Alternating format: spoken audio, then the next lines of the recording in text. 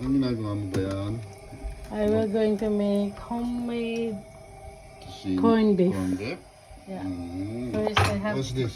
Inside. ano yan, i-cure ko yung beef. Give me the Tapos beer. ito. Give me the beer. Bira. This is, I need, oh shit. Oh sorry. Alog eh. Ito beer para lumambot yung Malambot ng karne. Tapos ito. Tapos, I will add this up sa, What's not humid? ibabad ko yung beef dito for like 5 days. Mm. Yan.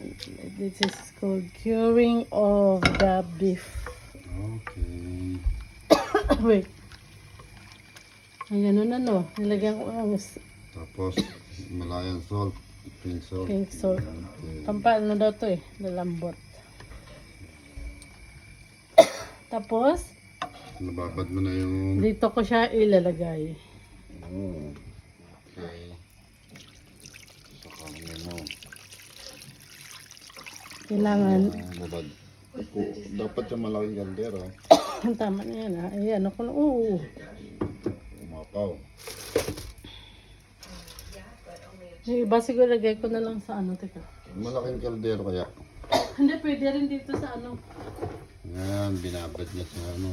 Beer. It will stay there Tamis. for 6 days. Ayan, for 6 days lang. Ano to? Ano, cinnamon stick. Cinnamon stick. Okay. Alright. Sige na, mamaya na yan.